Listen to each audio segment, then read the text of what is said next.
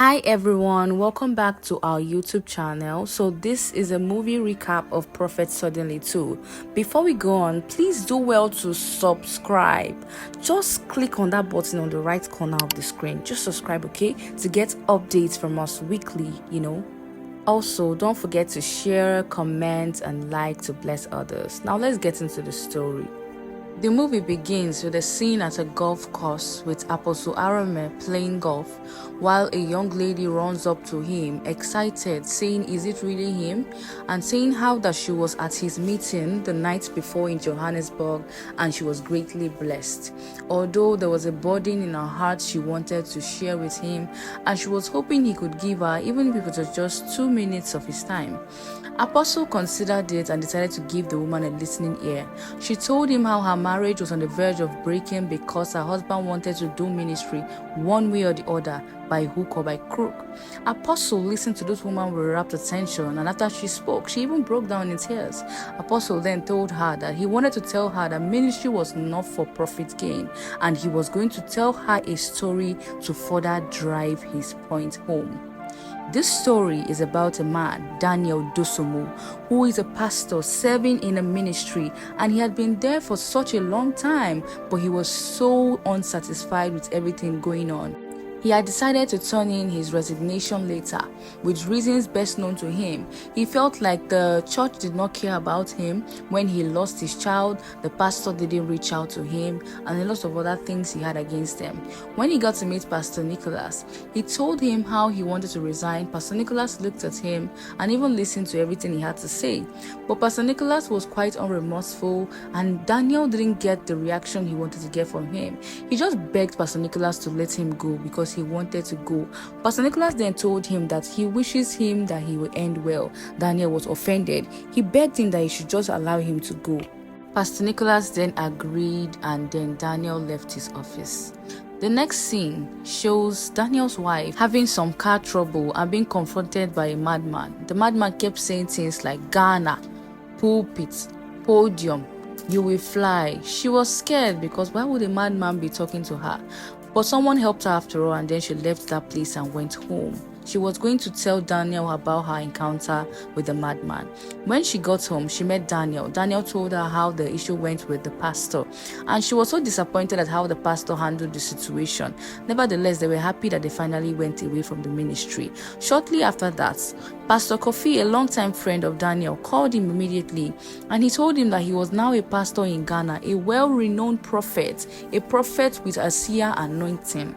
He told Daniel how he recently heard about his child's demise and how he got his number from the class group chat. Then he told Daniel that he was in Ghana and he wanted to know what Daniel was doing in Nigeria currently. Daniel told him he was in a ministry, but he just quit today. Then Pastor Kofi told him that Daniel should come to Ghana. After all, ministry was flourishing there and there were lots of good things that he could benefit from. Daniel was telling him that how could he even leave Nigeria without any money. Pastor Kofi told him that he is a well-renowned prophet in Ghana, and if Daniel agrees to come, he was going to foot all the bills of Daniel and all his expenses. Daniel was elated about that fact. Shortly after the call, Kofi decided to send Daniel a sum of 3 million naira, telling him it was just a token of what he was going to give Daniel for the moment. Daniel and his wife were so excited. They were wondering if this was a sign from God, if this was a go-ahead for Daniel to move on with ministry. As Daniel saw the money, he just knew that Ghana was here. He went to Ghana, he met Pastor Kofi. They gave him a very warm reception. They received him very well from the airport. He was so happy and he was hopeful for what was to come. By the time he settled in, he and Pastor Kofi got talking, and Kofi told him how ministry in Ghana here was different, especially with him. Daniel wondered what he meant, but he soon realized because Kofi told him that here, he is a helper of God. He helps God in creating miracles, and it also helps the faith of people. He then told Daniel that Daniel should comply with whatsoever he sees going on when next Daniel goes to the church together with Kofi. The next scene shows Kofi prophesying in church, and he called Daniel out, saying that Daniel was from Nigeria, he had kidney problem, his wife had insanity in her family, and a lot of other things. And Daniel was so surprised, but he remembered quickly that pastor told him to cooperate. He quickly regained his composure and acted the script according to how Pastor Kofi was acting. The congregation was wild. They thought it was a real miracle or prophecy. They were so excited. They were jumping, clapping, and everybody was happy. He then told Daniel that Daniel was going to serve him, and in serving him, Daniel's life was going to come to shape. Daniel was too stunned to speak, but this was what he signed up for when he left Nigeria for Ghana. At the end of the service, Daniel and some other members converged at Pastor Kofi's house, and each was given some dollar notes. Daniel was confused because he was wondering what was happening. Kofi then told him that this was his reward for cooperating in the church. Daniel was stunned because he realized that he must have landed something major. He even got a double share for cooperating so well. Daniel was convinced that he was going to stay here if this was what it meant for to help God and move ministry. When he and Pastor Kofi got to relax some time later, Kofi told him how he came into all this, saying that he was a young boy and he had always been a seer from beginning. He wasn't even born again. He just had the gift of seeing, despite not knowing where the source was from. He just moved on with it. Daniel was not really convinced, but with everything Kofi told him, he felt like he could give the whole thing a trial. After all, they were not harming people. They were building their faith in quotes, and they were being helpers of God. From henceforth, Daniel began working closely with Pastor Kofi. They were faking miracles, making people believe that Jesus was working through Pastor Kofi. Meanwhile, it was paid actors being paid just to act their scripts and roles well. When his wife saw the live broadcast on TV where the pastor was prophesying to Daniel, she knew it was wrong, and she called Daniel immediately to ask him what was going on. Daniel, on the other hand, started telling her some wrong heresies and doctrines, how what they were doing was right, and he defended it properly. He then told her to come to Ghana immediately. That was only what he owed her. She came to Ghana, and she was so grateful to Pastor Kofi after meeting him when Daniel introduced them. She even loved the house that they were in and the new life that they were given. Pastor Kofi welcomed her warmly. But the thing was that he kept staring at her lustfully. He kept telling her that she was so beautiful.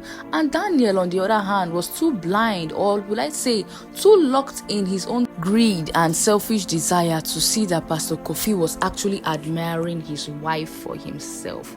The woman was enamored by the man because, the man had helped them a whole lot, giving them money and a new life. Kofi decided to invite Daniel to see a special person.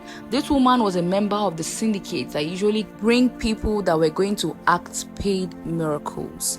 When he got there, he told Daniel about her and they went in together.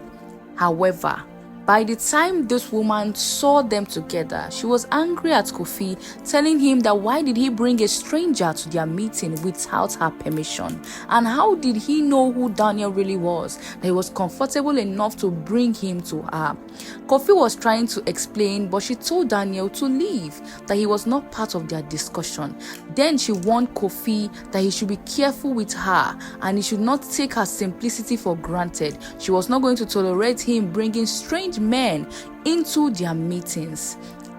Afterwards, she started telling Kofi to make sure he paid her back her money that he was owing her for the last crusade. Before we continue, this is a disclaimer. I just want to say that this movie is produced by the Willows. They own sole rights to this movie, and this recap does not replace the original movie. So please, when you're watching, ensure to subscribe to this channel for movie recap updates and whatnot. But I just want to say that if you want to understand the movie better, you can go to the Windows channel and watch it. Now let's continue. The next scene shows Daniel and Pastor Kofi in a member's house for special prayers, according to how Pastor Kofi put it. Went upstairs to her bedroom and left Daniel in the parlor interceding. That was how Pastor Kofi told Daniel. When they came back, Daniel was sleeping because they spent so much time upstairs. He told Daniel that he slept when he told him to intercede. However, they decided to leave the woman's house. The next scene shows the church where the man started prophesying again. But this time around, he prophesied amiss because the woman refused to agree to whatsoever he was saying. It means that there was something wrong. Probably the woman in the beginning that threatened him was behind whatever was going wrong that was wrong. This had led to an uproar online, and there were so many negative comments from followers saying that Prophet Kofi was fake and he was nothing but a scam. He was so angry, he decided to call the woman at the beginning, whose name was Miyokuku Sheshe. On speaking with her, she told him not to play with her and he should make sure he pays her money immediately, or else he was going to face a lot more persecution than he was already facing. He was so angry that he also yelled threats at her, but the woman told him that there was no need for all those things. All she needed was her money. That ended their conversation. The next scene shows Daniel and his wife in the parlor, and there was a woman online saying that Pastor Kofi raped her. Daniel recognized her as the secretary that welcomed them at the office the other time when they went to see Miyokuku Sheshe. He knew that it was the doing of Miyokuku Sheshe. Shortly after that, many people came and said that he raped them and a lot of other scandals. Daniel decided to meet Pastor Kofi and they decided to pay off anybody that said that he raped them. When they met this lady, most of them agreed to collect the money and keep quiet after signing an NDA, but the rest of them were saying that they needed justice. This caused a problem in the church, and Daniel held a meeting with the elders. Many of them were murmuring, saying that they knew that Pastor Kofi was not legit, but they are staying due to various reasons. Daniel, on the other hand, was saying that Pastor Kofi was innocent. He was defending him with his own life. The elders tried to tell him that no, they were not so sure. Daniel should not defend him with the way he was going with it. A man decided to tell him that he was only defending Pastor Kofi because this harm had not been done to him or his immediate family.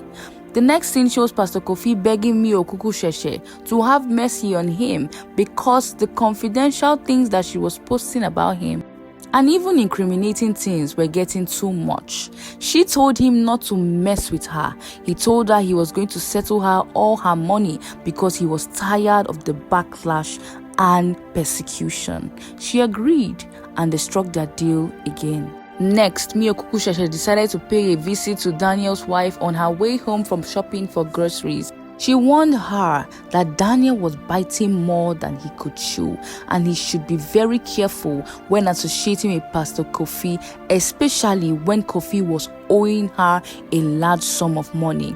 This woman was heavily pregnant and she was hyperventilating. She was so afraid because the threat seemed so dangerous. She decided that she was going to rush home and let Daniel know what had happened earlier in the day. When she got home, she was so shaken that Daniel noticed. He asked her what the problem was and she told him that she wanted to talk to him. She told him that there was a lady that met her today and threatened her, telling her that Daniel was treading on dangerous paths.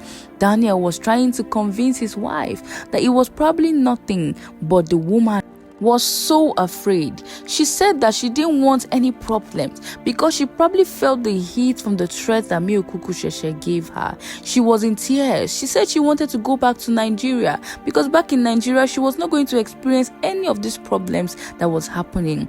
Daniel, on the other hand, was trying to calm her down, telling her that no, they couldn't just go back to Nigeria. She was so angry at Pastor Kofi, and Daniel was trying to understand where all this place of hate and pain was coming from. The wife decided to open up and tell him that in fact Pastor Kofi was not who he thought he was. That there was a time when Daniel went for a special ministration somewhere. Kofi came to the house to see her, saying that the master bedroom had a plumbing issue and that he needed to check it out, not knowing that this man had ulterior motives in his mind. He insisted on checking the bedroom, and then when he got there, he pushed her and locked the door, showing her a gun, and then this man defiled this woman. He raped her without bearing the consequences of his actions. He even warned her that if she tells her husband about this act, he was going to make sure he would kill the both of them in Ghana. He left her in a pool of her own tears. Unfortunately, that was how the pregnancy came about, that Daniel didn't even know. He thought he was his baby all along. By the time she finished saying the story, Daniel was in tears because he realized that Kofi had cheated him many times over, all in the name of being his papa or his prophet. Daniel was so shaken. He did not know what to do. He was saying that he was going to meet Kofi and kill him in cold blood. His wife was just crying because she was so sad. She did not even know what to do because depression had eaten her up. She bore this pain for as long as possible. She carried the weight of this thing for as long as possible, and she was tired. She thought she was going to carry the secret to her grave because she felt so bad about the whole thing, and making sure that Daniel was not even aware of it, that made it worse. Daniel walked out on her, saying he was going to kill Kofi with his bare hands. He went to the car park, going to pick his car. He was so shaken, he couldn't even move so much. He was contemplating if he could go back and comfort his wife, or he should go and meet Pastor Kofi. The wife went to the balcony. She was so afraid, and she was so tired. The whole thing was messing with her head. She looked on and she felt like there was nothing to live for. Her life was already a mess. She was carrying another man's baby. Her husband and the man he was working under was a cheat, fraud, rapist, manipulator, murderer, and liar, and she felt like she could no longer go on with life. She was hoping Daniel would come back and comfort her. Unfortunately, he did not. Sadly, she climbed over the balcony, and while Daniel was contemplating going back to comfort the wife of his youth, this woman decided to take a very, very wrong decision. While Daniel too drove off in an attempt to go and find Kofi and deal with him. With one last final look, she looked on, seeing that Daniel had left. This woman jumped off the balcony and committed suicide, ending her life and that of her unborn child. It was so sad because Daniel did not even know that this had happened. By the time he went to Kofi's house, he did not even see him. Instead, he was met by police officers telling him that he was wanted and arrested for fraud and a lot of other things in the place of Pastor Kofi. This shows that Daniel was being set up by Kofi all the while because he was going to be used as a pawn in Pastor Kofi's game. Daniel was crying, but there was nothing he could do. They had so many incriminating evidences against him, and Daniel was taken to put behind bars. Apostle Arome finished telling the woman the story. He told her how important it was for ministry to be done only with the right motives and a calling and leading from God. Unfortunately, many prophets have gone out into the world today with so many wrong motives, all in the name to blow and make a name for themselves, not even thinking about God and how he was going to be glorified. He then told the woman that her and her husband needed to see him immediately, so he was going to counsel them and make them take the right choice for their life, their marriage, and their ministry. He then told her that he had to go home because his omoge was waiting for him. The woman was so grateful for the time. By the time she was leaving, she was happier than she was when she came to meet Apostle. Apostle was seen walking away with his friend, and then that scene closed. The last and final scene actually showed Miyokuku Sheshe sitting in a stadium. Then she picked her phone and was taking a call from no other person but Pastor Kofi. She then told him that where was he? He said he was in Zambia and he would need many miracle actors that were going to fake miracles. You know, it's ironical because who would have thought that this man would go back to the same thing that he left Ghana for? But well, fraud would always be a fraud. He promised me Okuku Sheshe that he was never going to owe her money because he saw the kind of power she wielded and she was willing to tear down his ministry, especially if he defaulted. Once again, they renewed their contract and were ready to go into another episode of scamming, lying, stealing, and philandering money from innocent Christians, or baby Christians, as you might like to say. This movie came to an end at this point, but it's so sad that Daniel was the one who faced the consequences of all the actions of Pastor Kofi and himself.